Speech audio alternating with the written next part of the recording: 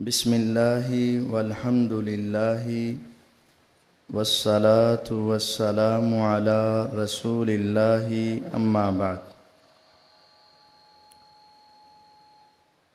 اللہم صلی علی محمد وعلی آل محمد کما صلیت علی ابراہیم وعلی آل ابراہیم انک حمید مجید۔ اللہم بارک علی محمد وعلی آل محمد کما بارکت علی ابراہیم وعلی آل ابراہیم انک حمید مجید۔ اعوذ باللہ من الشیطان الرجیم، بسم اللہ الرحمن الرحیم۔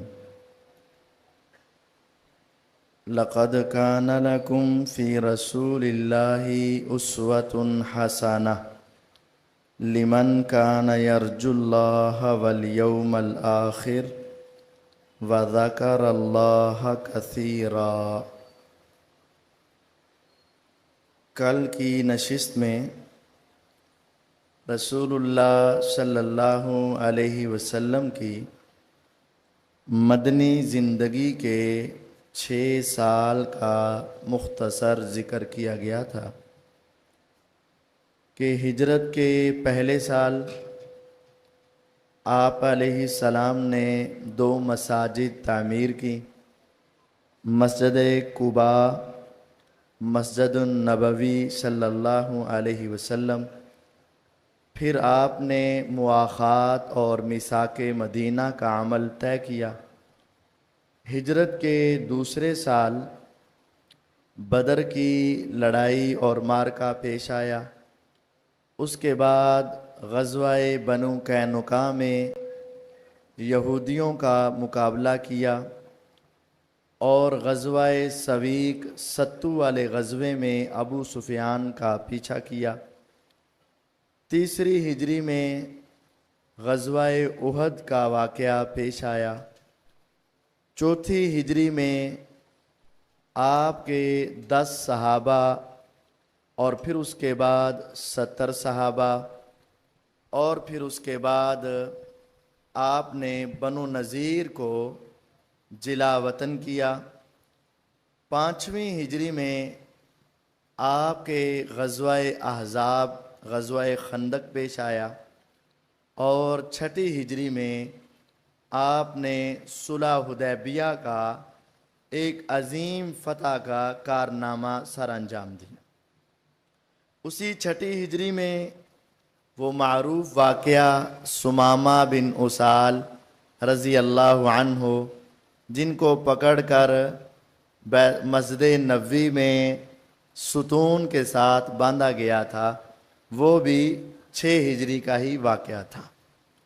7 ہجری میں مسلمانوں نے ایک بہت بڑا معرکہ جس کو غزوہ خیبر کہتے ہیں وہ سر کیا تھا۔ شروع میں بتایا تھا شام، فلسطین، اردن اور اس کے ساتھ کچھ علاقے، اسرائیل کا علاقہ بھی، یہ سارے اس وقت شام کا علاقہ کہلاتے تھے اور اس کو یروشلم بھی کہا جاتا۔ وہاں عیسائی بادشاہ بخت نصر نے یہودیوں کو بہت پھینٹی لگائی اور جب وہ شکست کھا گئے تو ان کے 12 قبیلے تھے۔ بنو اسرائیل کے بھی 12 تھے نا، یہودیوں کے 12 تھے۔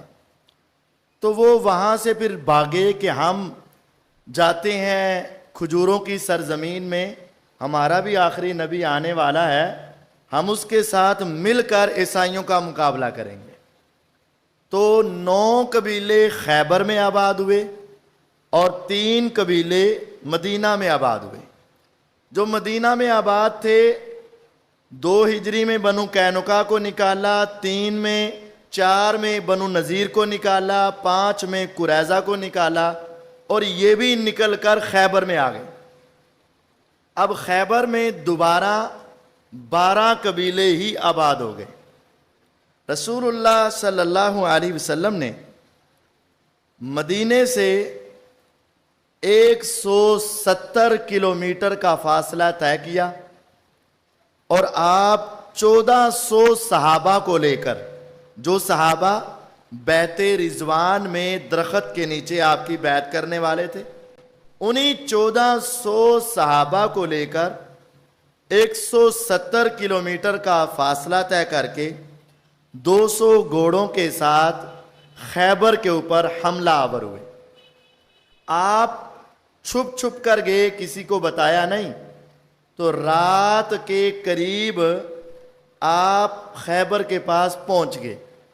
جو ہی صبح ہوئی تو آپ نے ان کے کلوں کے اوپر حملہ کر دیا۔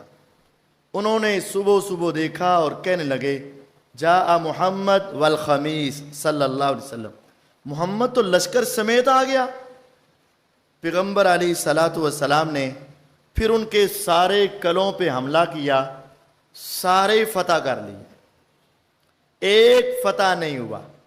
2 3 4 دن آپ نے حملہ کیا، فتح نہیں ہوا۔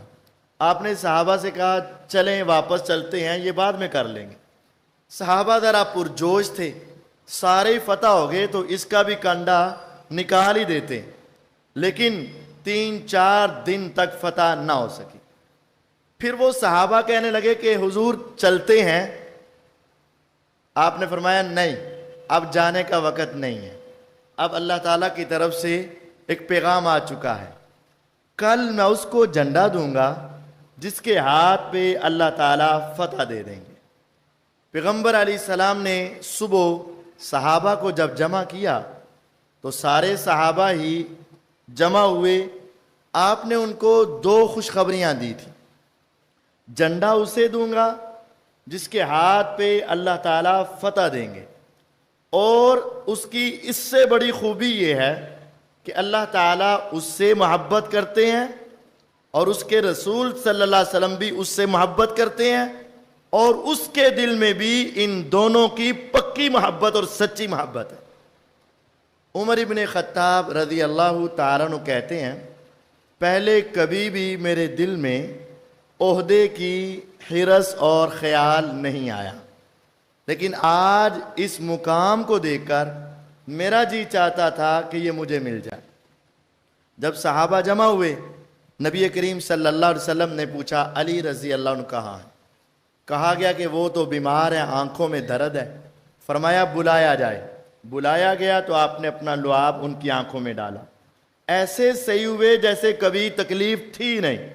کہا یہ تلوار پکڑو اور چلے جاؤ۔ کہا حضور جاتے ہی لڑائی؟ فرمایا نہیں، جا کر اسلام کی دعوت دو، اگر ایک بندہ بھی مان گیا تو تیرے لیے اس وقت کی سب سے مہنگی سواری سرخ اونٹوں سے بھی قیمتی اور بہتر ہوگا، اور اگر نہ مانے تو پھر ان سے لڑائی کر۔ گے مرحب کو اسلام کی دعوت دی، نہ مانا، پھر اس نے اپنی بہادری کے شعر پڑھے، انہوں نے اشعار کا جواب دیا۔ بالآخر المختصر کے مقابلے میں مرحب مارا گیا، مسلمانوں نے فتح کا نعرہ لگایا، اس قلعے کے اندر داخل ہوئے، ناعم نام کا قلعہ تھا، مسلمان اس میں داخل ہوئے اور سارے یہودیوں کو تہتیک کر دیا، پسپا کر دیا۔ اب یہودیوں کو حضور نکالنے لگے یہاں سے۔ انہوں نے کہا اے محمد صلی اللہ علیہ وسلم آپ ہمیں یہاں سے نہ نکالیں، یہ زمینیں ہیں اتنی زیادہ جو آپ کے قبضے میں آ گئی، غنیمت بن گئی، اس کو آپ خود کاشتکاری تو نہیں کر سکتے نا، تو آپ نے مزارے رکھنے ہیں، کسان رکھنے ہیں، تو آپ ہمیں ہی مزارے رکھ لیں، کسان رکھ لیں، تو ہم آپ کی کاشتکاری کریں گے، جتنا یہاں سے اناج نکلے گا آدھا ہمارا آدھا تمہارا۔ رسول اللہ صلی اللہ علیہ وسلم نے خیبر کی آدھی زمینیں پھر مجاہدین میں مال غنیمت کے طور پر تقسیم کر دی، اور آدھے مال کو مسلمانوں کے مال کے لیے، ان کے خیال کرنے کے لیے آپ نے ان کو مزارے رکھ لیا۔ پھر پیغمبر علیہ الصلاۃ والسلام ابھی واپس آنے ہی لگے تھے تو خیبر میں جعفر طیار رضی اللہ عنہ ان کو ادھر حبشے میں جو ہجرت کر کے گئے تھے 5 سن نبوت کو، پھر 6 سن نبوت کو، وہ افراد جو پہلے 12 گئے پھر 100 کے قریب گئے، ان کو پتا چلا کہ مدینے میں اچھے مسلمان سیٹل ہو چکے ہیں، تو وہ حبشے سے واپس آ گئے مدینہ طیبہ میں۔ جو مدینہ طیبہ میں آئے تو حضور علیہ السلام وہاں نہیں تھے، تو جعفر طیار رضی اللہ عنہ اپنے اہل خانہ کو مدینہ میں چھوڑ کر خیبر میں پیچھے پہنچ گئے۔ حضور علیہ السلام نے دیکھا، اتنے خوش ہوئے، کہتے ہیں اللہ کی قسم میں محمد صلی اللہ علیہ وسلم کو سمجھ نہیں آ رہی، مجھے خیبر کی فتح کی زیادہ خوشی ہے یا اپنے چچا زاد بھائی جعفر کے یہاں آنے کی زیادہ خوشی۔ خیبر کی فتح مسلمانوں کی اس وقت کی سب سے بڑی فتح تھی، اور اس وقت 12 قبیلے یہودیوں کے، اور اتنا مال غنیمت کا آیا، اس سے پہلے کبھی اتنی غنیمت نہیں آئی تھی۔ لیکن آپ اپنے رشتہ داروں سے بڑی محبت رکھتے تھے۔ ہمارے ہاں تو شریکہ ہی یہ ہے، چاچے کے بیٹے، تائے کے بیٹے، یہ شریکہ ہے۔ رشتہ داری جوڑنا تو ہمارے لیے ایک وبال بن جاتا ہے، لیکن نبی کریم صلی اللہ علیہ وسلم اتنی بڑی فتح کے موقع پر کہہ رہے ہیں مجھے سمجھ نہیں آ رہی کہ میری خوشی جعفر سے ملاقات کی زیادہ ہے یا پوری فتح کی زیادہ ہے۔ حضور علیہ الصلوۃ والسلام نے اسی لیے ہمیں صلہ رحمی کا درس دیا ہے۔ افشوا السلام واطعموا الطعام وصلوا الارحام وصلوا باللیل والناس نیام تدخلوا الجنۃ بسلام۔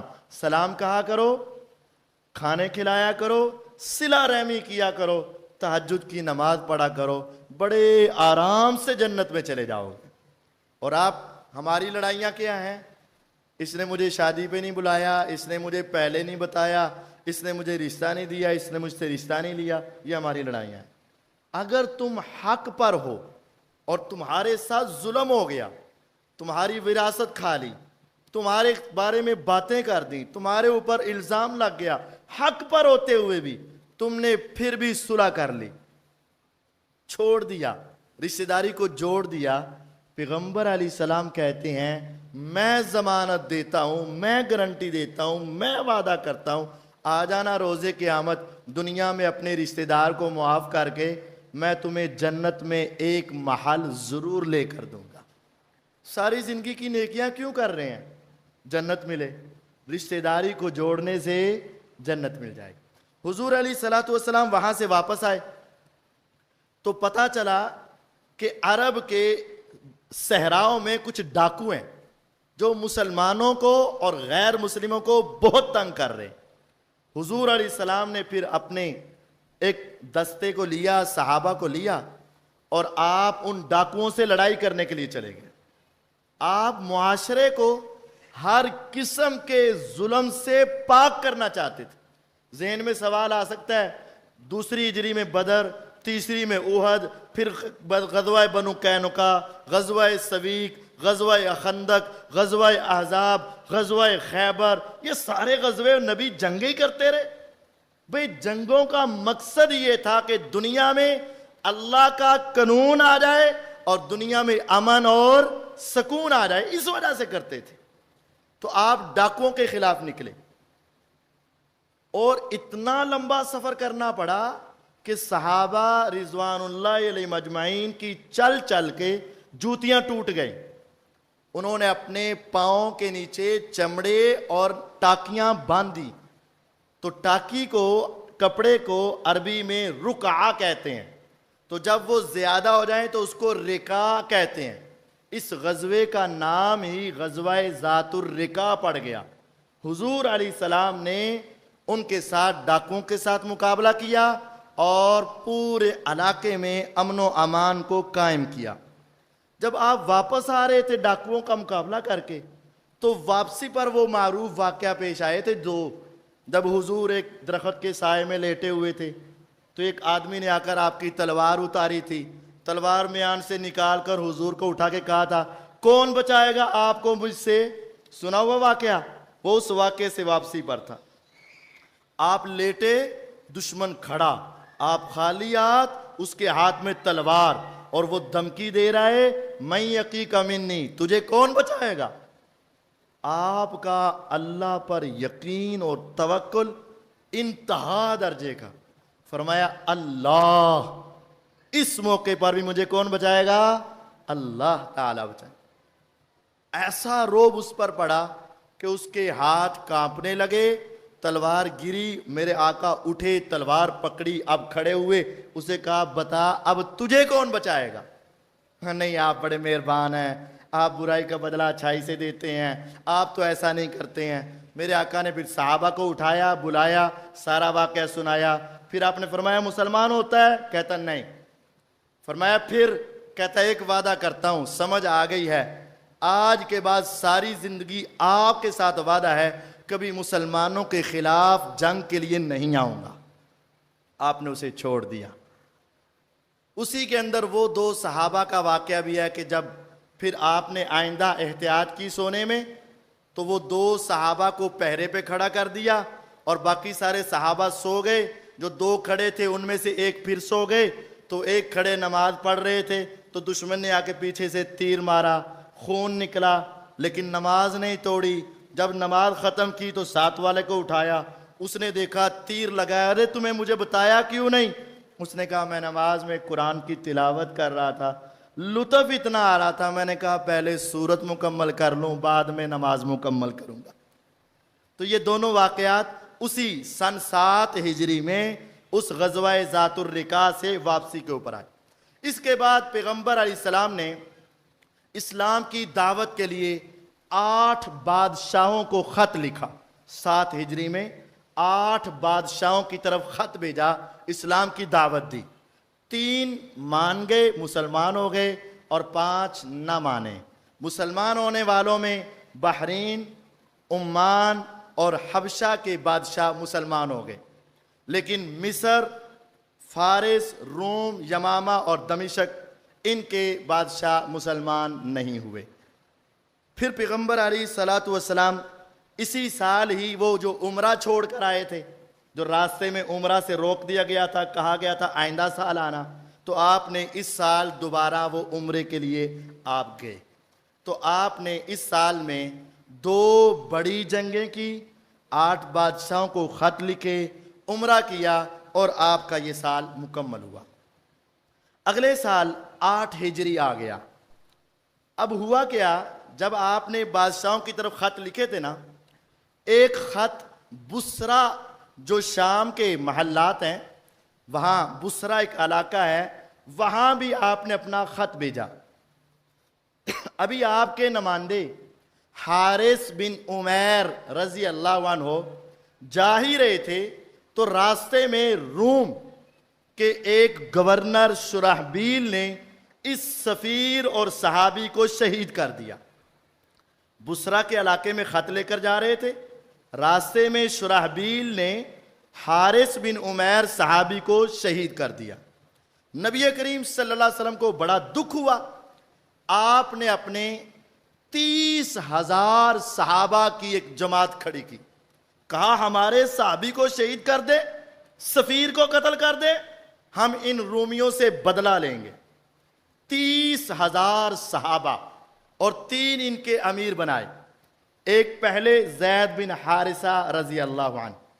فرمایا اگر یہ شہید ہو گئے تو پھر جعفر طیار رضی اللہ عنہ، اگر وہ بھی شہید ہو گئے تو عبداللہ بن رواحہ رضی اللہ عنہ، یہ تمہارے امیر مقرر ہوں گے. آپ نے 3,000 بندوں کو بھیج دیا. آپ نے 3,000 بندے بھیجے.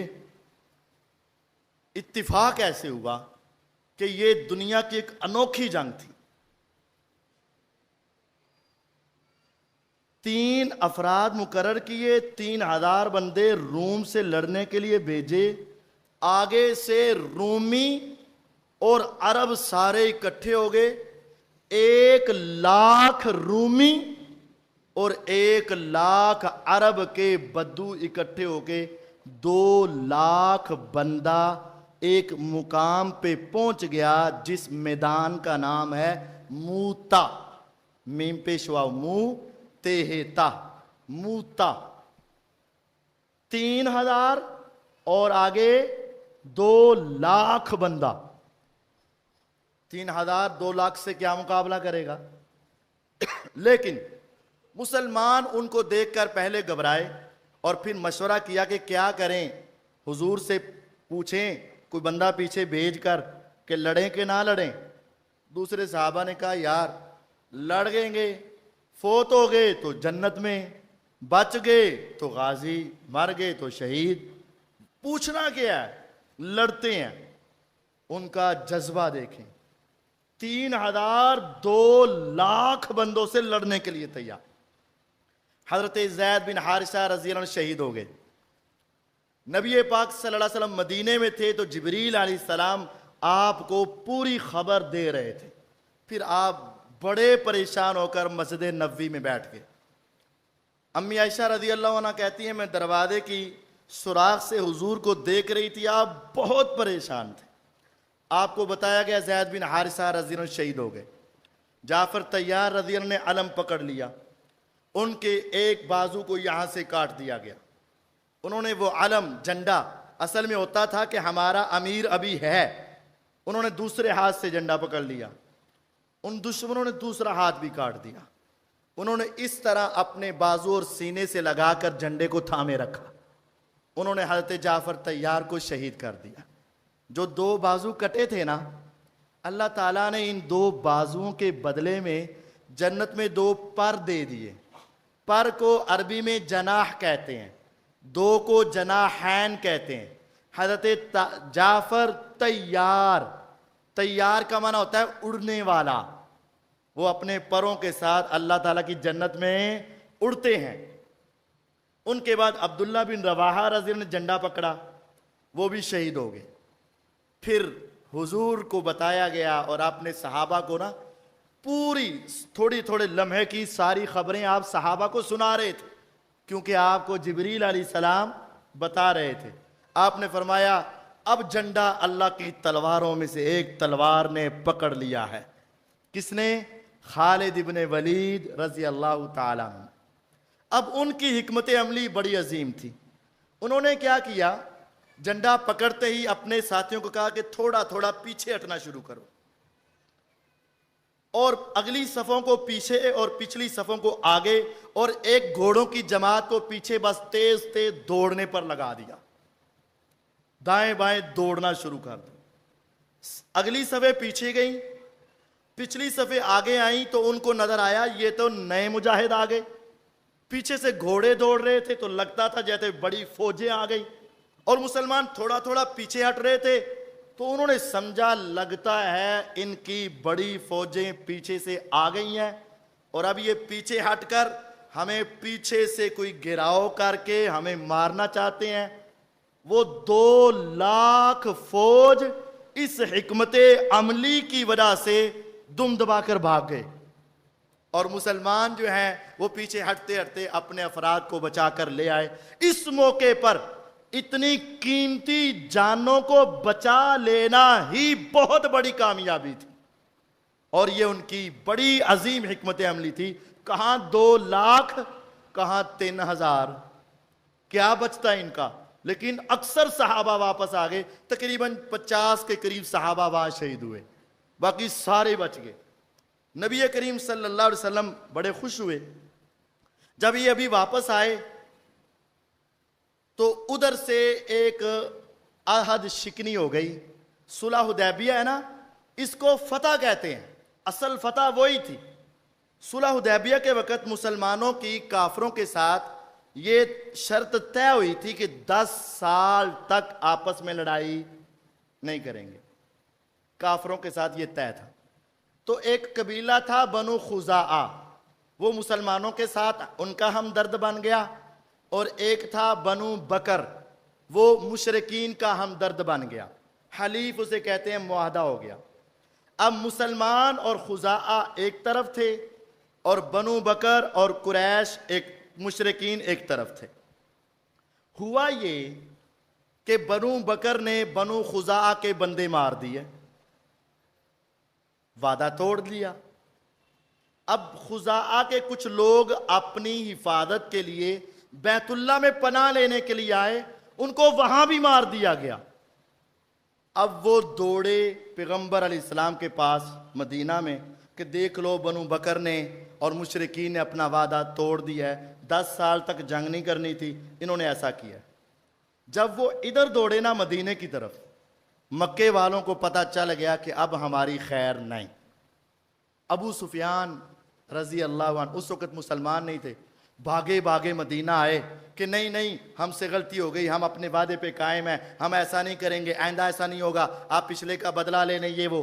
آپ نے فرمایا نہیں، جو ہونا تھا ہو گیا، تم نے وعدہ توڑا، اب ہماری مرضی ہے، جو چاہیں گے کریں گے۔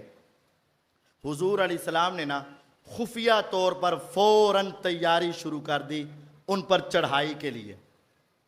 ابھی مسلمان ادھر سے غزوہ جنگ موتا کر کے واپس آئے، ان کو بھی ساتھ لیا، اور 10,000 کا لشکر خاموشی کے ساتھ ادھر روانہ کرنا تھا۔ ابھی آپ خاموش ہو کر، پہلے جتنے غزوے آپ کرتے نا تو صحابہ کو بتا دیتے ادھر جانا ہے، ادھر جانا ہے، ادھر جانا ہے۔ آج آپ بتا نہیں رہے تھے، لیکن ایک صحابی حاتب توئیں کے ساتھ، حاتب بن ابی بلتعہ رضی اللہ تعالیٰ عنہ کو نا ایک غلطی ہو گئی۔ انہوں نے کہا مسلمانوں کا 10,000 کا لشکر مکے پہ حملہ کرے گا، اس کا تو بچے گا کچھ نہیں، ادھر تو میری بیوی بھی ہے، بچے بھی ہیں، ماں باپ بھی ہیں، بہن بھائی بھی ہیں، وہ بھی مارے جائیں گے، تو اگر میں ان کو پہلے بتا دوں گا تو پھر وہ میرے بیوی بچوں کا خیال کر لیں گے۔ انسان تھے نا، غلطی ہو گئی۔ انہوں نے ایک عورت کو خط لکھ کے دیا، کہا اس کو لے جا اور مکے میں پہنچا دے۔ اس نے وہ خط اپنی میڈیا میں اس طرح گت کے اندر رکھا اور چل پڑی، آسمان سے وحی آ گئی، حضور مخبری ہو گئے، جلدی سے اس عورت کو پکڑ لیں۔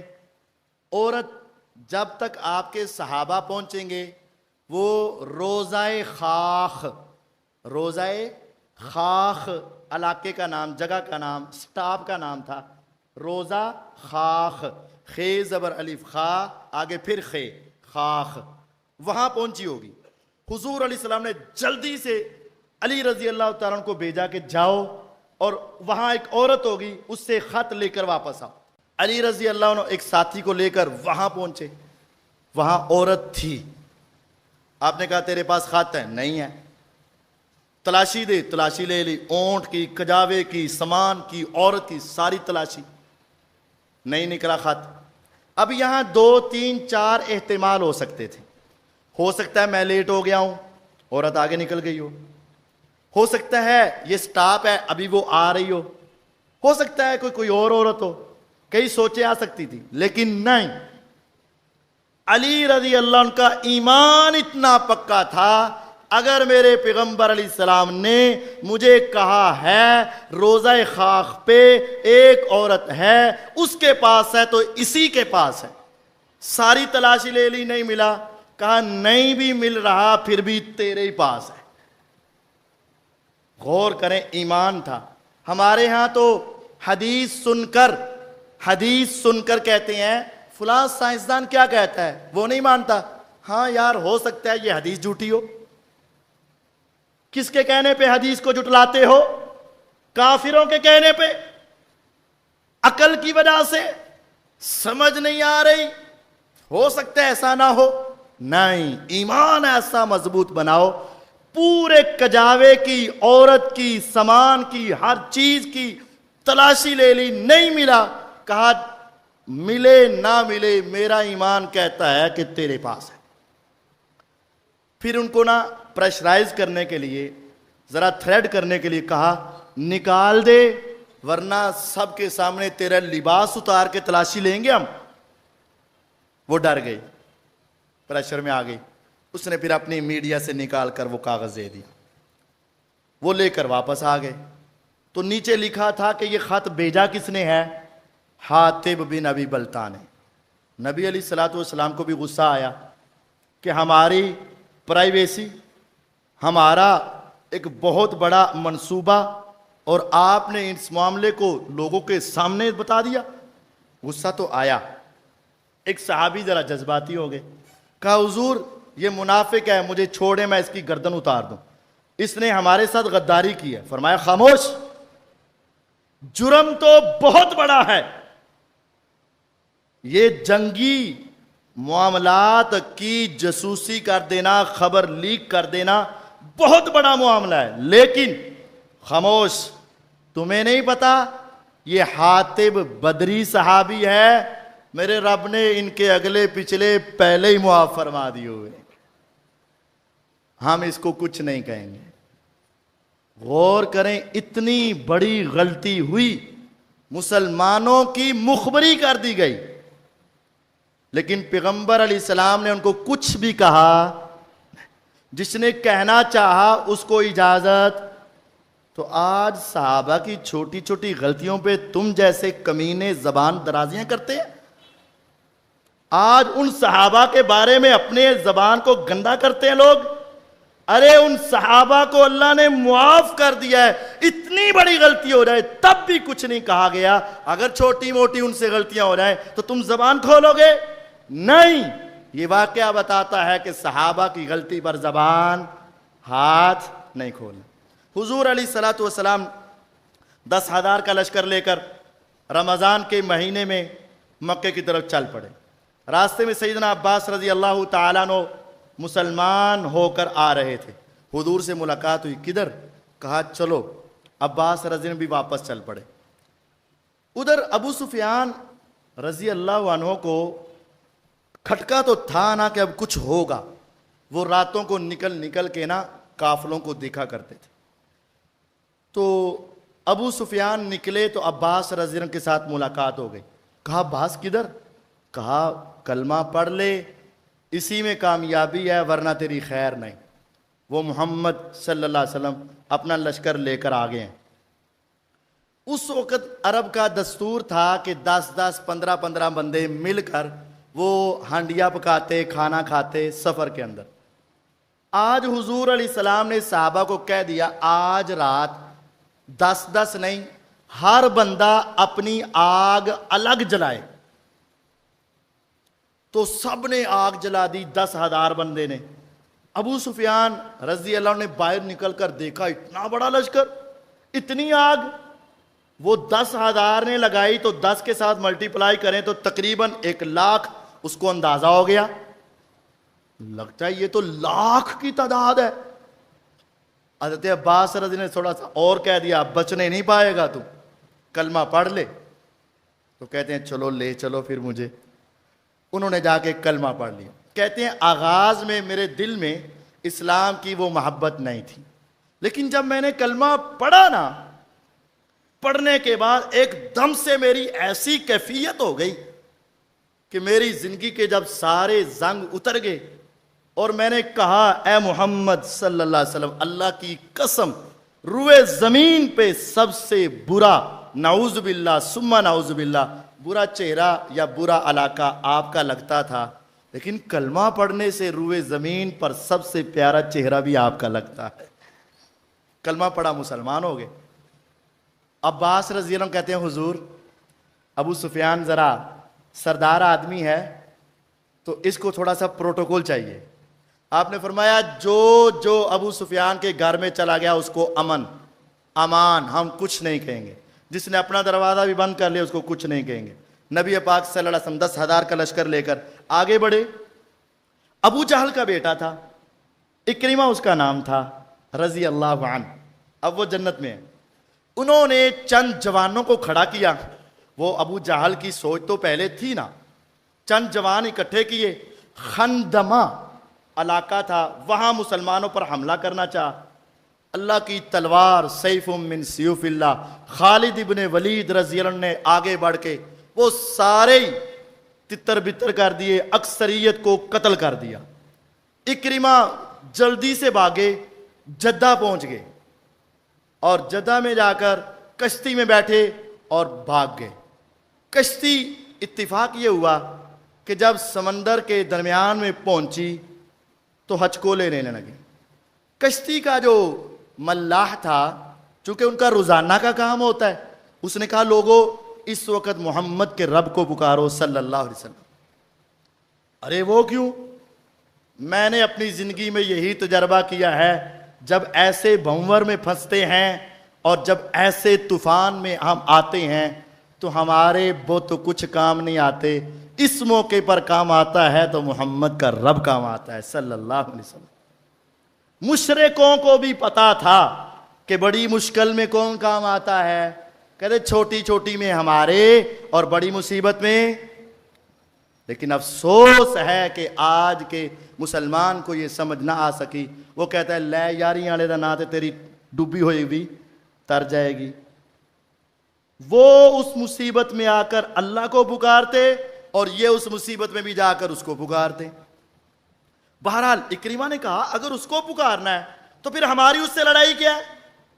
اگر اسی کا نام لے کر ہم نے بچنا ہے تو پھر میں بھاگا کیوں؟ بس کیا سمجھ آ گئی مجھے، دل میں کہا یا رب ذرا کنارے لگا دے، میں واپس جانا چاہتا ہوں، ذرا کنارے لگا دے، میں واپس جانا چاہتا ہوں۔ کنارے لگی، واپس آئے۔ اے محمد صلی اللہ علیہ وسلم، دشمن کا بیٹا دشمن ہوں لیکن آپ سے رحم کی اپیل ہے، معاف کر دیں۔ فرمایا کون؟ کہا اکرمہ۔ ابو جہل کا بیٹا؟ کہا ہاں۔ آپ نے کلمہ پڑھا کے اس کو بھی مسلمان کر لیا۔ بیت اللہ کے سامنے پہنچے تو کہا کدھر ہے عثمان بن طلحہ الحجبی، جس کے پاس چابی تھی؟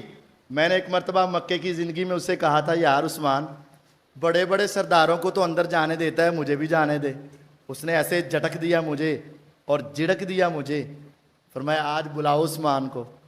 وہ عثمان آئے، دے چابیاں۔ اب وہ جھکی گردن سے، تھر تھراتے ہاتھوں سے، کانپتے ہاتھوں سے دے دی۔ آپ نے اندر گئے، سارے بت توڑ دیے، صاف کر دیا، چاروں کونوں میں آپ نے دعائیں کی، اللہ کی توحید کا نغمہ جاری کیا۔ حضرت علی رضی اللہ تعالیٰ عنہ آہستہ آہستہ کان میں کہہ رہے ہیں حضور اب یہ چابیاں ہمیں دے دیں، اب یہ چابیوں کا سلسلہ ہمارے پاس رکھ دیں۔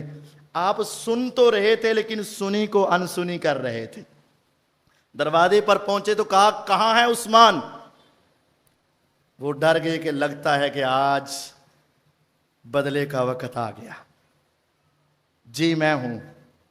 فرمایا پکڑیے چابیاں، ہم کسی کے ساتھ ظلم نہیں کرتے، برائی کا بدلہ اچھائی سے دیتے ہیں، اور صرف تجھے ہی نہیں دیں، قیامت تک تیری نسل میں رہیں گی، جو چھیننا چاہے گا اللہ اسے اس طرح پگھلا کر ختم کر دے گا جیسے پانی میں نمک حل ہو جاتا ہے۔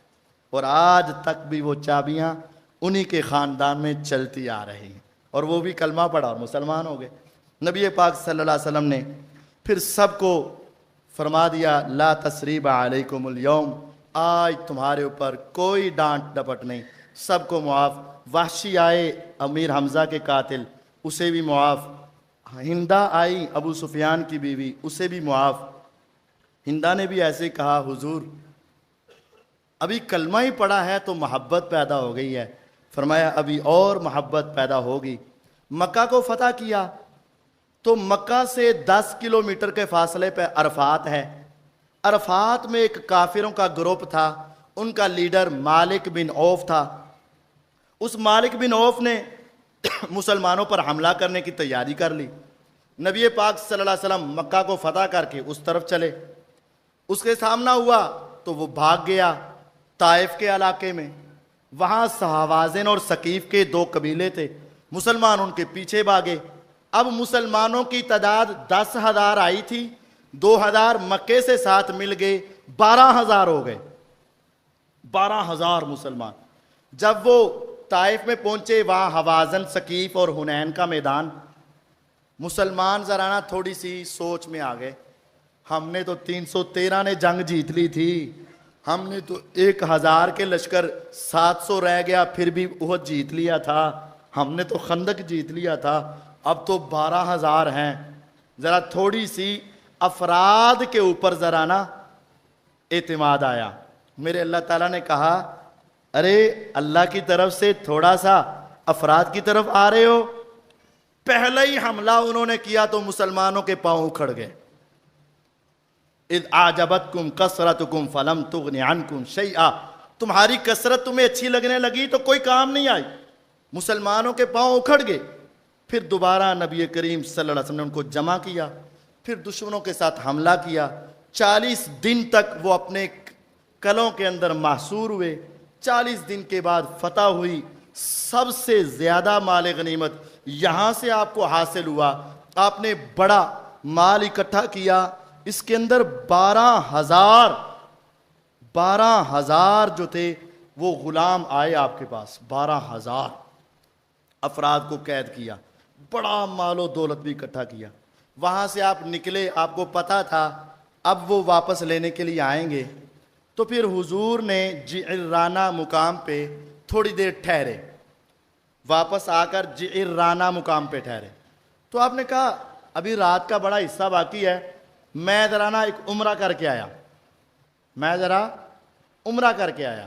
جعرانہ میقات نہیں ہے, یوں سمجھیں یہ ایک باؤنڈری ہے, یہ میقات ہے, اس کے اندر یہاں جعرانہ ہے. حضور نے پہلے مکہ فتح کیا, اب جعرانہ پر ہیں. اچانک آپ کا ارادہ بنا کہ میں عمرہ کروں, تو راتوں رات حضور عمرہ کر کے واپس بھی آ گئے. اس کا مطلب یہ ہے کہ باؤنڈری کے اندر میقات کے اندر جہاں آپ کا ارادہ بنے عمرے کا, وہیں سے احرام باندھے اور عمرہ کر لیں. حضور بھی وہاں کے مقیم نہیں تھے, مقیم ہونا بھی ضروری نہیں ہے. آپ عمرے کے لیے جائیں ہوٹل سے ہی احرام باندھے عمرہ کرتے رہیں, کیونکہ آپ کا وہاں سے ارادہ. حضور عمرہ کر کے واپس آ گئے جعرانہ سے. ہوا یہ کہ اب انہوں نے کہا کہ مسلمانوں سے کیسے مال واپس لیا جائے. ادھر بہت سارے لوگ بعد میں مسلمان ہو گئے, چند دنوں میں, 1-2 دن میں. تو حضور کی بہن دائی حلیمہ کی بیٹی شیمہ, ان کو وہ ساتھ لے کر آئے. حضور کے پاس آ کر اس کی سفارش کروائی. نبی کریم صلی اللہ علیہ وسلم نے اس کی سفارش کو قبول کیا, اور لوگ بھی مسلمان ہو گئے تھے. انہوں نے کہا جی ہمارے قیدی اور ہمارا مال و دولت واپس کر دو. آپ نے کہا یار سچی بات یہ ہے کہ مسلمانوں نے بھی بڑا جہاد کیا ہے, بڑے شہید بھی ہوئے ہیں, تو اب آپ ایسا کرو کہ یا قیدی واپس لے لو یا مال واپس لے لو. وہ سوچ میں پڑ گئے. پھر انہوں نے کہا کہ مال تو آنے جانے والی شے ہے, ہمارے قیدی واپس کر دو. حضور علیہ السلام نے صحابہ سے کہا جو قیدی اپنی مرضی سے دینا چاہے دے دے, اگر نہیں دینا چاہتے تو اب دے دو, جب دوبارہ کوئی فتح ہوگی تو میں وہ قیدی آپ کو واپس کر دوں گا. تو مسلمانوں نے خوشی سے سارے قیدی واپس کر دیے. تو یہاں مسلمان جو ہے نا وہ واپس لوٹے. جب وہ مال تھا تو وہ مال بھی بہت زیادہ تھا. حضور علیہ الصلوۃ والسلام نے نا اس مال کا زیادہ حصہ جو نئے مسلمان ہونے والے تھے نا ان کو دیا, تاکہ ذرا پکے ہو جائیں. انصار کے نوجوانوں میں نا تھوڑی سی ایک جذبہ سا آ گیا, تھوڑا سا خیال آ گیا. نوجوانوں نے کہا بدر ہم نے لڑی, احد ہم نے لڑی, خندق ہم نے لڑی, خیبر ہم نے لڑی, مکہ ہم نے فتح کیا, یہاں تلواریں ہماری چلیں, اور یہ کل مسلمان ہوئے اور ان کو اتنا مال اور ہمیں تھوڑا. چند نوجوانوں نے ایسی بات کر دی. حضور علیہ السلام کو پتہ چلا. آپ نے انصار کے بڑے بڑے معتبر اشخاص کو اکٹھا کیا اور آپ نے کہا ارے تمہارے نوجوان کیا کہہ رہے ہیں, کیا تم اس بات پہ راضی نہیں؟ مکے والے جب اپنے گھروں میں جائیں گے تو ان کے ساتھ ان کا مال و دولت ہوگا, لیکن جب تم اپنے گھروں میں جاؤ گے تو تمہارے ساتھ محمد الرسول اللہ ہوگا صلی اللہ علیہ وسلم. میں تمہارے ساتھ ہوں, میرے ہوتے ہوئے بھی تمہیں مال کی ضرورت ہے. آپ کے اس جملے اور اس محبت کو سن کر صحابہ بے ساختہ رونے لگ گئے. حضور ہمیں مال نہیں چاہیے, ہمیں صرف آپ چاہیے. ہمارے جوانوں سے غلطی ہو گئی, ہمیں مال نہیں چاہیے, ہمیں صرف آپ چاہیے. اور آپ نے فرمایا سنو, اگر لوگ ایک دم سے ایک جگہ سے نکلیں اور مختلف راستوں پہ بٹ جائیں, کبھی نہیں دیکھو گے کہ میں لوگوں کے ساتھ گیا. اے انصار, جس راستے پہ تم چل رہے ہوگے میں محمد بھی تمہارے راستے پہ چلوں گا صلی اللہ علیہ وسلم. میری تمہارے ساتھ محبت ہے, تو محبت کی وجہ سے میں نے تمہیں مال نہیں دیا, میں نے تمہیں اپنا تعلق دیا ہے. بہرحال انہوں نے پھر معذرت کی اور حضور واپس آ گئے. جب یہاں سے واپس آئے تو حضور کو ابھی کلک تھا کہ یار ہم نے ابھی اپنا بدلہ ان رومیوں سے نہیں لیا, جن کے پاس 3000 گئے تھے تو آگے بدلہ تو نہیں لیا نا. اب سن 9 ہجری ہو گیا. 9 ہجری میں حضور علیہ السلام نے 30,000 کا لشکر اکٹھا کیا. پہلے کتنے گئے تھے؟ 3,000. اب کتنے لشکر اکٹھا کیا؟ 30,000. اور آپ نے کہا آج کوئی بھی پیچھے نہیں رہے گا, صرف بوڑھا, بیمار یا منافق, اس کے علاوہ کوئی پیچھے نہیں رہے گا, سارے ہی مسلمان چلیں گے. اس وجہ سے 30,000 کا لشکر آپ نے تیار کیا اور تبوک کے میدان کے لیے آپ نے تیاری شروع کر دی.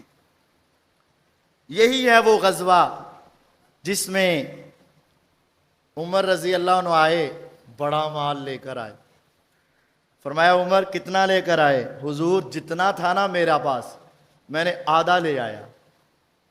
ابو بکر رضی اللہ عنہ آئے, مال تعداد میں ذرا کم تھا, تعداد میں ذرا کم تھا, لیکن آپ سمجھ گئے. اب آپ نے یہ نہیں پوچھا آپ کتنا لے کر آئے, یہ نہیں پوچھا. پوچھا اے ابو بکر پیچھے کتنا چھوڑ کر آئے,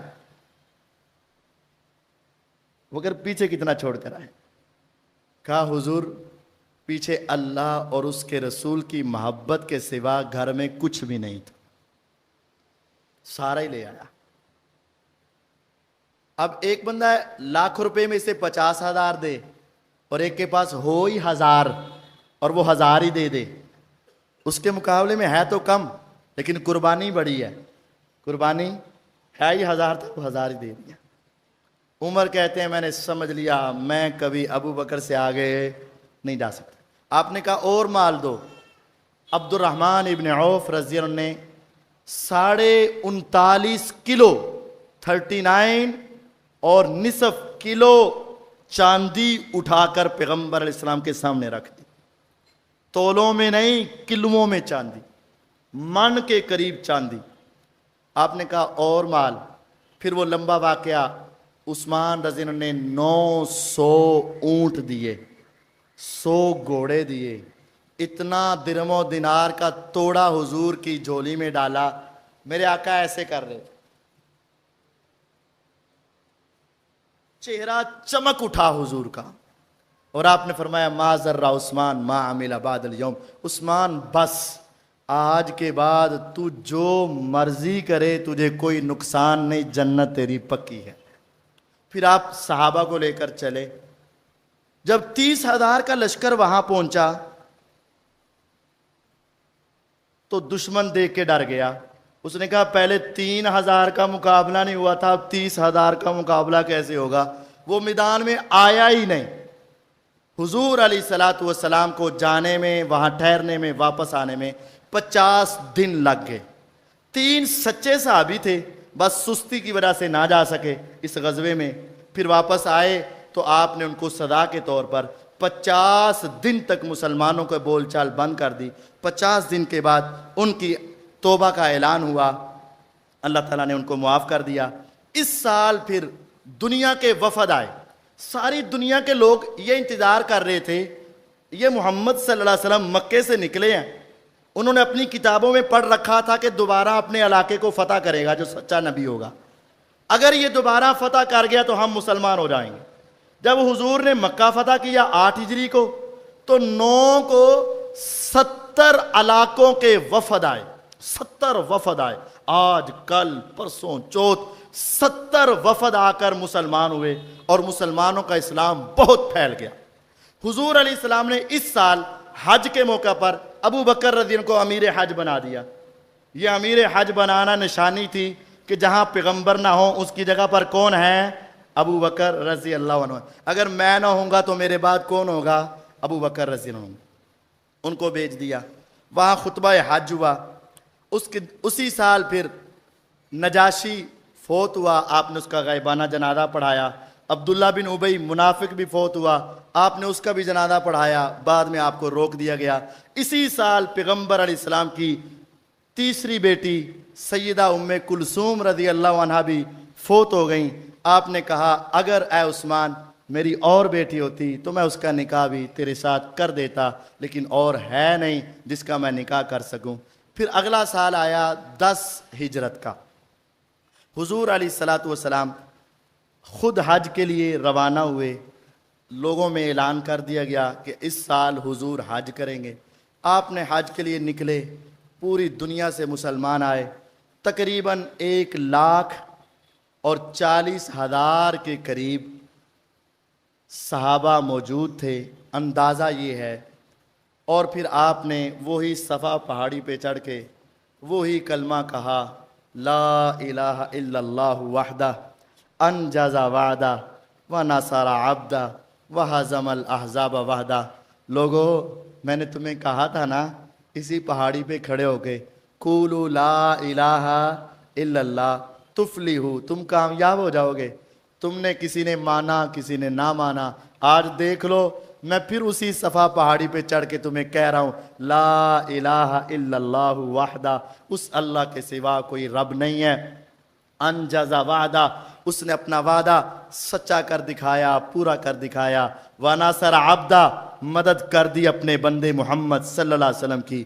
وہزم الاحزاب وعدہ، اس نے سارے لشکروں کو شکست دے دی۔ پھر آپ نے دنیا کا سب سے عظیم خطبہ حجۃ الوداع ارشاد فرمایا، جہاں انسانیت کے سارے حقوق آپ نے جمع کر کے بیان کیے، اللہ کی توحید، اپنی رسالت کا اقرار، اس کے بعد سود کا خاتمہ، لین دین کے معاملے صاف، بیویوں اور عورتوں کے حقوق، عورتوں کے ساتھ غلاموں کے حقوق، پھر آپ نے ساری زندگی گزارنے کے طریقے بتانے کے بعد ایک ایسی بات کہہ دی، فرمایا آج کے بعد عربی کو اجمی پر، اجمی کو عربی پر کوئی فضیلت نہیں، سفید یا سیاہ سب برابر ہیں، الا بالتقوی، ایک اللہ کا ڈر جس کے دل میں ہے وہ سب سے اعلیٰ ہے، جس کے دل میں وہ ڈر نہیں وہ سب سے اعلیٰ نہیں ہو سکتا۔ مال و دولت، روپیہ پیسہ، ہیرے جواہرات، عہدے مقام، حسن و جمال سب ہیچ ہیں، اللہ کے ہاں مقام تقوی کا ہے۔ پھر آپ نے وہاں ایک جملہ ارشاد فرمایا، لوگو حج کے طریقے سیکھ لو، ہو سکتا ہے کہ یہ تمہاری اور میری آخری ملاقات ہو، اس کے بعد میں تمہارے پاس نہ آ سکوں۔ لوگوں کو یہ اشارہ مل گیا۔ نبی کریم صلی اللہ علیہ وسلم وہ حج کر کے واپس آئے، راستے میں بھی آپ کو ایک آدمی نے، یمن کے لوگوں نے حضرت علی رضی اللہ عنہ کی شکایت لگائی، وہاں بھی آپ نے فرمایا لوگو میں ایک انسان ہوں، ہو سکتا ہے تمہاری یہ میری آخری ملاقات ہو، میں تمہارے اندر اللہ کی کتاب اور اپنے اہل بیت چھوڑ کر جا رہا ہوں، ان کا خیال رکھنا، اللہ کی کتاب اور اپنی سنت چھوڑ کر جا رہا ہوں، اس کا خیال رکھنا۔ جو میرے ساتھ محبت کرتا ہے وہ علی سے بھی پیار کرے، جو میرے ساتھ پیار کرتا ہے وہ علی سے بھی محبت کرے۔ آپ نے اس کا درس دیا، واپس آئے، ذوالحجہ میں آپ نے حج کیا، ذوالحجہ کے آخر میں آپ واپس آئے، صرف 1 مہینہ گزارا محرم کا، اگلا سفر کا 11 ہجری شروع ہوئی۔ سفر کے آخر میں آپ نے احد کے شہیدوں کا اس وقت جنازہ نہیں پڑھا تھا، جب احد کے شہداء کو دفن کیا گیا تو جنازہ نہیں پڑھا تھا، احد کے شہیدوں کا آپ نے جنازہ پڑھایا جا کر، پھر واپس آئے۔ سفر کی آخری بدھ تھا اور آخری بدھ والے دن آپ نے بقیع میں جا کر ایک جنازہ پڑھایا، بقیع کے قبرستان میں جنازہ پڑھا کر میرے حضور واپس آ رہے تھے تو سر میں شدید درد ہوا، گھر پہنچے تو امی عائشہ رضی اللہ عنہا کے سر میں بھی درد ہو رہا تھا، آپ کہہ رہے تھے میرے سر میں درد اور وہ کہہ رہی تھی میرے سر میں درد، لیکن حضور کا درد بہت بڑھ گیا، پیغمبر علیہ الصلوۃ والسلام سے برداشت نہ ہوا، اور یہ آپ کی بیماری کا آغاز سفر کے آخری بدھ میں آغاز ہوا۔ بیماری زیادہ بڑھ گئی، پیغمبر علیہ الصلوۃ والسلام چارپائی پہ پڑ گئے، پھر آپ پوچھا کرتے تھے روزانہ آج میں نے کدھر رہنا ہے، آج اور کل میری کہاں باری آئے گی؟ تو ازواج مطہرات سمجھ گئیں آپ امی عائشہ کے گھر میں جانا چاہتے ہیں، فرمایا ہاں میں چاہتا ہوں کہ میں اس گھر میں چلا جاؤں۔ کیوں؟ हुजूर को ये पता था कि नबी जिस घर में इस दुनिया से जाते हैं उसी जगह पे उनको दफन किया जाता है। आप बार बार पूछ रहे थे, आयशा के घर में चले गए। नबी पाक सल्लल्लाहु अलैहि वसल्लम की बीमारी ज़रा बढ़ती रही। रबीउल अव्वल की 7 तारीख थी, बुध का वो दिन था। हुजूर अलैहिस्सलाम पे बेहोशियाँ तारी होनी शुरू हो गई। आपने कहा मुझे 7 मुख्तलिफ कुओं के पानी 7 मशकों में डाल कर लाओ और मेरे ऊपर बहाओ ताकि मेरे जादू का असर कम हो। और आज भी जब इंसान को ज़रा बीमारी ज़्यादा हो तो फिर उसके सर की पट्टियाँ की जाती हैं। तो आपने 7 मशकीज़ों का पानी अपने जिस्म पे बहाया, तबीयत को थोड़ी सी फ्रेश हुई। रसूल पाक सल्लल्लाहु अलैहि वसल्लम वहाँ ज़ोहर की नमाज के करीब मस्जिद में तशरीफ़ ले गए। सहाबा जमा थे। रबीउल अव्वल की 7 तारीख थी, बुध का दिन था। हुजूर ने ज़ोहर से पहले खुतबा दिया। ज़ोहर से पहले आपने फरमाया, ऐ लोगो, अल्लाह की लानत हो यहूद व नसारा पर। उन्होंने अपने नबियों की कब्रों को और नेकों की कब्रों को सजदागाह बना लिया, तुमने मेरी कब्र को सजदागाह नहीं बनाना। फिर पैगम्बर अलैहिस्सलातु वस्सलाम उतरे, ज़ोहर की नमाज़ पढ़ाई। ज़ोहर की नमाज़ पढ़ाने के बाद मेरे आका फिर मिंबर पर तशरीफ़ ले गए और ये आप आखिरी मर्तबा मिंबर पर तशरीफ़ ले गए। इसके बाद आप मिंबर पर नहीं चढ़ सके। पैगम्बर अलैहिस्सलाम मिंबर पर चढ़े। सबसे पहले कहा, लोगों, तुम बाद में मुसलमान हुए, लेकिन अंसार ने हमारे साथ जो सलूक किया उसकी मिसाल दुनिया में नहीं मिलती। मेरे बाद मेरे अंसार का ख्याल रखना। बाद में आने वाले मेरे लिए ऐसे हैं जैसे मेरी ऊपर की कमीज़ है, और अंसार मेरे लिए ऐसे हैं जैसे मेरी अंदर की बुनियान है। ये मेरे सीने और दिल से चिमटे हुए हैं। मेरे बाद अंसार का ख्याल रखना। फिर पैगम्बर अलैहिस्सलातु वस्सलाम ने कहा, लोगों, अल्लाह ने एक बंदे को इख्तियार दिया कि वो दुनिया में रहे या अल्लाह के पास चला जाए। उस बंदे ने कहा, खुदाया तेरी मोहब्बत सबसे ज़्यादा। तो वो अल्लाह के पास जाने के लिए तैयार हो चुका। इतना ही कहना था तो बूढ़ा यारे गार करीब ही बैठा था। 60 से ज़्यादा साल की उम्र थी। इस जुमले को सुन के ज़ारो कितार रोने लगे, सिसकियाँ आने लगीं। साहबा कहते, हमने कहा इस बूढ़े को क्या हुआ, दुनिया से बेहतर अल्लाह के पास जाना है, लेकिन हमें ये समझ ना आई वो आम बंदा नहीं, उससे मुराद तो मोहम्मद सल्लल्लाहु अलैहि वसल्लम थे। फिर आखिर में आपने एक बात कही, लोगों, अगर मैंने किसी के साथ कोई जुल्म सितम ज़बान से हाथ से किया हो तो आज मैं तुम्हारे सामने बैठा हूँ। मुझसे इंतकाम लेना चाहो तो इंतकाम ले लो, शायद कि आज के बाद तुम्हारी मेरी मुलाकात ना हो। सहाबा सारे ही सख्ते में थे, लेकिन एक उठे। उसने कहा, हुजूर, बदर के मैदान में आप सफ़े बना रहे थे और मैं ज़रा सबसे आगे खड़ा था।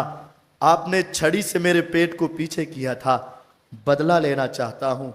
सहाबा की निगाह उठी, अरे तुझे हुजूर की तबीयत नज़र नहीं आ रही, पैगंबर की नकाहत और कमज़ोरी का भी ख्याल नहीं रहा, लेकिन उसके दिल में कुछ और ही बात थी। वो आगे उठा, हुजूर के पास पहुंचा। हुजूर अलैहिस्सलाम ने कहा, मार ले मेरे पेट पर जिस तरह मैंने तुझे मारा था। कहता है, हुजूर ऐसे नहीं, बात यह है कि उस वक़्त मेरे पेट पर लिबास नहीं था। आप भी अपने लिबास को ज़रा पीछे कीजिएगा ताकि मैं बदला पूरी तरह ले सकूं। सहाबा के कलेजे मुंह को आ रहे थे, अरे क्या कर रहा है तू। लेकिन जब आका ने बदला देने के लिए पेट से पीछे किया, वो सहाबी आपके पेट को चूमने लगे और ज़ारों कितार ढाइयाँ मार कर रोने लगे। हुजूर, बदला नहीं लेना था, मैं चाहता था कि काश आखिरी वक़्त में मेरा जिस्म और आपका जिस्म इकट्ठा हो जाए और मेरा रब मेरे ऊपर रहमतें बरसा दे। میں معافی چاہتا ہوں جو گستاخی کی، لیکن میں محبت کی وجہ سے یہ کر رہا تھا۔ میرے آقا اترے اور پھر آپ نے بدھ والے دن نمازیں پڑھائیں، جمعرات کے دن آپ نے مغرب کی نماز، آخری نماز آپ نے اس دنیا کو پڑھائی۔ مغرب کی نماز کے بعد آپ کی طبیعت زیادہ ناساز ہوئی۔ میرے پیغمبر علیہ السلام نے پھر 11 ربیع الاول کو اپنے مصلی پہ آپ اٹھ کر آنا چاہ رہے تھے عشاء کی نماز کے لیے، اٹھے تو چکر آئے، بے ہوش ہوئے، پھر اٹھے تو بے ہوش ہوئے، پھر اٹھے تو بے ہوش ہوئے۔ بالآخر آپ نے کہا ابو بکر کو مصلی پہ کھڑا کر دو، اگر محمد مصلی پہ نہیں ہوگا صلی اللہ علیہ وسلم تو ابو بکر ان کی جگہ پر جائیں گے۔ ابو بکر رضی اللہ عنہ وہاں نہیں تھے تو لوگوں نے جا کے پیغام دیا تو عمر رضی اللہ عنہ کو کھڑا کر دیا گیا۔ لوگ سمجھتے تھے اگر ابو بکر نہیں تو عمر کا دوسرا نمبر ہے۔ آواز عشاء کی آپ کے حجرہ مبارک میں آئی تو آپ بیماری کے عالم میں بھی تڑپ اٹھے۔ ابو داود کی روایت ہے لا لا لا لا، نہیں نہیں نہیں، روکو نماز کو، توڑ دو نماز کو، میرے مصلی پہ ابو بکر کے سوا کوئی کھڑا نہیں ہو سکتا۔ کہا ابو بکر تو ہے ہی نہیں، کہا بلا کے لایا جائے۔ ابو بکر رضی اللہ عنہ آئے، عشاء کی نماز انہوں نے پڑھائی، 17 نمازیں انہوں نے پڑھائیں، ایک عشاء کی، ہفتے والے دن کی 5 نمازیں، اتوار کی 5 نمازیں، 10 5 اور 5 10، جمعہ ہفتہ اتوار یہ 15 نمازیں، اور ایک عشاء کی آج جمعرات کی 16 اور سوموار کی 17 نمازیں انہوں نے پڑھائیں۔ جب سوموار کا دن آیا رسول اللہ صلی اللہ علیہ وسلم نے اپنے سارے غلام آزاد کر دیے۔ آپ کے پاس 7 دینار مال تھا، آپ نے اسے اللہ کے راستے میں صدقہ کر دیا۔ پیغمبر علیہ السلام نے اپنی وفات سے ایک دن پہلے 11 ربیع الاول کو یہ سارے غلام آزاد کر دیے اور دینار اللہ کے راستے میں صدقہ کر دیے۔ سوموار کا دن آیا، فجر کی نماز کی قرات تھی، حضور علیہ السلام کی طبیعت قدر بہتر تھی۔ آپ نے پردہ ہٹا کر مسجد، اور آپ کے گھر میں ایک چھوٹی سی کھڑکی تھی جس کو پردہ لگا تھا، آپ نے پردہ پیچھے ہٹایا اور صحابہ کو دیکھا۔ صحابہ کہتے ہیں حضور جب آگے بڑھے آپ کے چہرے کے انوار ہمیں نظر آئے، ہم اتنا خوش ہوئے، قریب تھا کہ ہم نماز توڑ دیتے اور حضور کے چہرے کو دیکھنا شروع کر دیتے کہ حضور کی طبیعت لگتا ہے پہلے سے کچھ بہتر ہے۔ لیکن حضور نے جلدی سے پردہ پیچھے کیا اور آسمان والے سے کہہ دیا خدایا میں اس کیفیت پہ راضی ہوں، اور جس مقصد کے لیے آیا تھا وہ پورا ہوا۔ ابو بکر مصلی پہ، عمر، عثمان، علی، حسن، حسین رضی اللہ عنہ کی قیادت میں تیرے اوپر راضی ہوں۔ یہ آپ نے آخری دیدار کیا اور کروایا، پردہ پیچھے ہٹا۔ آج آپ کی طبیعت قدر بہتر تھی۔ نماز پڑھانے کے بعد ابو بکر رضی اللہ عنہ نبی پاک صلی اللہ علیہ وسلم کے پاس گئے اور جا کر کہا حضور میری 2 بیویاں ہیں، کئی دن سے میں اس بیوی کے پاس نہیں جا سکا، آپ کی طبیعت کی ناسازی اور نمازوں کی پابندی کی وجہ سے، اگر آپ کی طبیعت کچھ بہتر ہے تو میں اپنی بیوی کے پاس کوئی سودا سلف دے آؤں۔ آپ نے فرمایا چلے جاؤ، مدینے سے تھوڑا سا باہر سنا مقام ہے، آپ وہاں چلے گئے۔ پھر اچانک سے پیچھے پیغمبر علیہ السلام کی طبیعت خراب ہوئی۔ حضور علیہ السلام کو اپنی بیٹی کے ساتھ بھی بے پناہ محبت تھی۔ آپ نے کہا جلدی سے میری بیٹی فاطمہ کو بلا کر لے کر آؤ۔ بیٹیوں سے محبت والدین کو پتہ ہے، اور سب سے چھوٹی اور ایک، اور حضور بے پناہ محبت تھی۔ جب وہ آئیں تو نبی کریم صلی اللہ علیہ وسلم کی طبیعت میں بہت زیادہ بے چینی اور اضطراب تھا۔ آپ لیٹے تھے تو پاس آپ کے ایک لگن میں ایک تھوڑے سے بڑے برتن میں آپ کے لیے پانی رکھا گیا۔ آپ پانی لیتے اپنے چہرے پہ لگاتے، پانی لیتے اپنے چہرے پہ لگاتے، کبھی کپڑا لیتے کبھی اتارتے، کبھی لیتے کبھی اتارتے، گھبراہٹیں تھیں۔ آ کر کہنے لگیں واہ کر با آبا، واہ کر با آبا، ہائے میرے ابو کی طبیعت، ہائے میرے ابو کی طبیعت۔ ہائے میرے والد کی پریشانی۔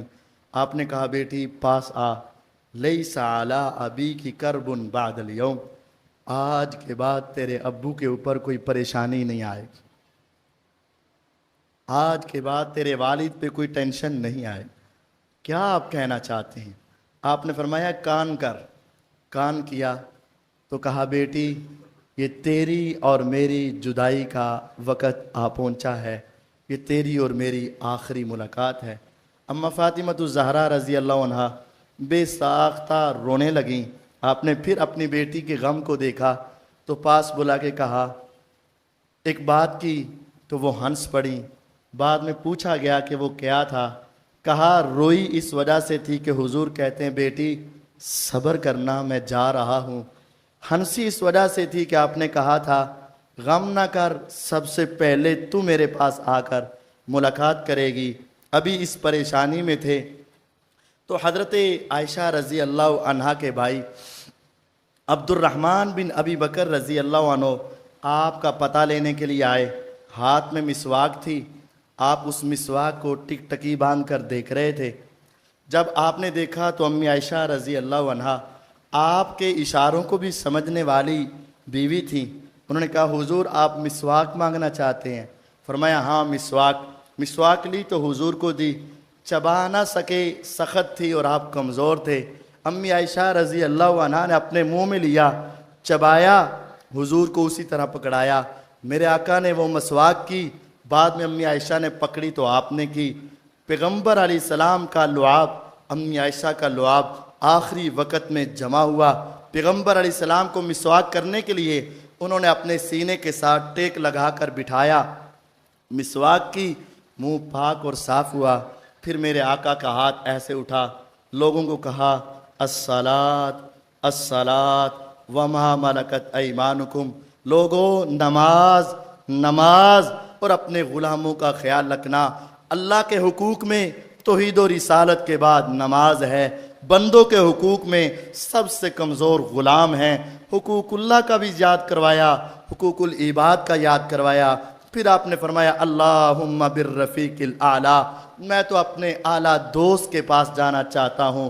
امی عائشہ رضی اللہ عنہا کہتی ہیں جب آپ نے یہ جملہ بولا میں سمجھ گئی، کیونکہ آقا نے مجھے کہا تھا پہلے فرشتہ آ کے پوچھتا ہے دنیا میں رہنا چاہتے ہیں یا اوپر۔ جب آپ نے کہہ دیا میں اوپر جانا چاہتا ہوں، پھر آپ کی روح کو قبض کر لیا گیا اور آپ کی انگلی مبارک اس طرح شہادت کی نیچے ہٹی۔ امی عائشہ رضی اللہ عنہ کہتی ہیں مجھے بھی اپنے پر کنٹرول نہ رہا، اور امی فاطمہ رضی اللہ عنہ بھی اپنے پہ کنٹرول نہ رکھ سکیں اور بے ساختہ پکار اٹھی، یا ابتا اجاب ربن دعا، یا ابتا من جنت الفردوس ماوا، یا ابتا الی جبریل ننعا، اے میرے ابا جان اللہ نے آپ کو بلایا، آپ چلے گئے، اے میرے ابا جان جنت آپ کا ٹھکانہ ہے، اے میرے ابو جان جب جبریل آئیں گے دروازے پہ پہنچیں گے میں دوڑ کے جا کے کہہ دوں گی جبریل بس کر دے، آج میرے ابا دنیا میں نہیں رہے۔ صبت علیہ مصائب لو انہا صبت علی الایام سرنا لیالیہ۔ امی فاطمہ الزہرا رضی اللہ عنہ کہتی ہیں آج میرے اوپر ایسی مصیبتیں آئی ہیں، اگر وہ مصیبت دنوں پہ پڑتی تو سارے دن راتوں میں تبدیل ہو جاتے۔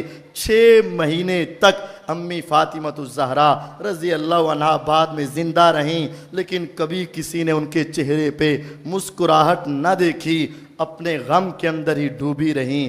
پیغمبر علیہ الصلوۃ والسلام کی وفات کی خبر جب باہر نکلی، ابو بکر رضی اللہ عنہ تک پہنچی، دوڑتے ہوئے آئے، آپ کی پیشانی سے کپڑا ہٹایا، بوسہ دیا اور کہنے لگے حضور آپ پر اللہ 2 موتوں کو جمع نہیں کرے گا، ایک تھی جو آنی تھی وہ آ گئی، آج کے بعد جب زندہ ہوں گے روز قیامت پھر کبھی موت نہیں آئے گی۔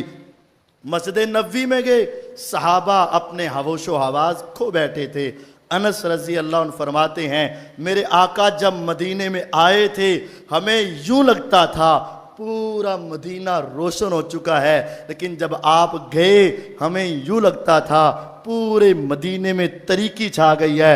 عمر ابن خطاب رضی اللہ عنہ اپنے حواس کھو بیٹھے، تلوار کو میان سے نکال لیا، مسجد کے دروازے پہ کھڑے ہوئے، لوگوں خبردار، جس نے کہا محمد صلی اللہ علیہ وسلم فوت ہو گئے میں اس کی تلوار سے گردن اتار دوں گا۔ میرے پیغمبر تو اللہ سے ملاقات کے لیے گئے ہیں، جیسے موسیٰ علیہ السلام اللہ سے ملاقات کے لیے کوہ طور پر گئے، واپس آئے تھے، میرے نبی بھی واپس آئیں گے۔ ابو بکر رضی اللہ عنہ نے دیکھا حالات کو سنبھالنا عقل مند آدمی کا کام ہے، حوصلے والے آدمی کا کام ہے۔ آپ اندر گئے، سیدھے منبر پر بیٹھے اور آپ نے جا کر وہ قرآن کی آیت تلاوت کی، وَمَا مُحَمَّدٌ إِلَّا رَسُولٌ قَدْ خَلَتْ مِن قَبْلِهِ الرُّسُلُ أَفَإِن مَاتَ أَوْ قُتِلَ انقلبتم عَلَىٰ أَعْقَابِكُمْ وَمَن يَنقلب عَلَىٰ عَقِبَيْهِ فَلَن يَضُرَّ اللَّهَ شَيْئًا۔